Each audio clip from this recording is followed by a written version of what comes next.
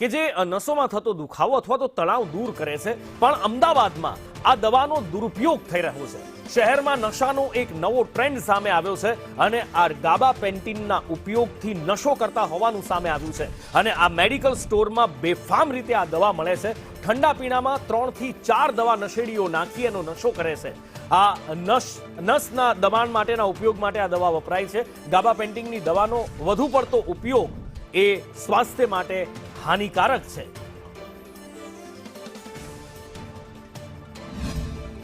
પણ યુવા ધન આજે સ્પ્રાઇટની અંદર નાખી અને નશો કરવાનો ઉપયોગ કરી રહ્યા છે। આ શિડ્યુલ એચ દવા છે।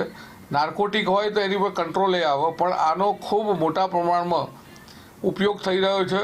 જેનરિક દવાઓ આમાં મોટાભાગની કંપનીઓ બનાવે છે અને લગભગ આમ જોવા જાઓ તો ઘણા ડૉક્ટરોના ત્યાંથી જ આ ડાયરેક્ટ મળતું હોય છે, કારણ કે શિડ્યુલ એચ દવા છે એટલે બને ત્યાં સુધી મેડિકલ સ્ટોર્સમાં આનો ઓછો વેપાર થતો હોય છે। પણ કેટલાક ડૉક્ટરો પોતાના ક્લિનિકમાં મંગાવી અને એના દ્વારા અથવા આવી દવાઓ ઓનલાઈન દ્વારા પણ ગાબાપેન્ટીન મંગાવી અને આનો મિસયુઝ થઈ રહ્યો છે અને યુવા ધન આડા રસ્તે જઈ રહ્યું છે।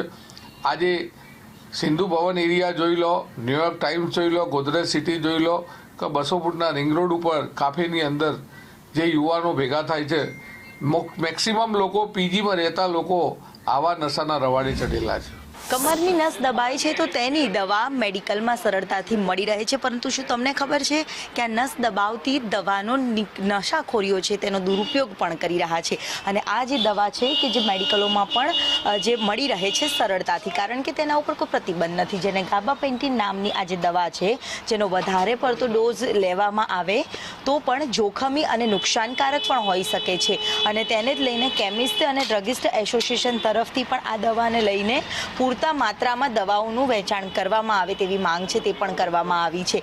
અમદાવાદ સહિતના મોટાભાગના મેડિકલોમાં પણ આ દવાઓ છે તે સરળતાથી મળી રહે છે। જોકે આ નસ શરીરના કોઈ પણ ભાગમાં દબાઈ છે અને તેની દવા માટે તેને સરળતાથી રાહતના ભાગરૂપે આ દવાનો ગાબાપેન્ટીનનો ઉપયોગ કરવામાં આવે છે, પરંતુ નશાખોરીઓ છે તે હવે આને નશો પોતાની તરફ બનાવી રહ્યા છે અને સૌથી વધુ આ પ્રકારની દવાઓનું વેચાણ થઈ રહ્યું છે। કેમેરામેન મનીષ વાણિયા સાથે દિવ્યા ચૌહાણ, સંદેશ ન્યૂઝ, અમદાવાદ।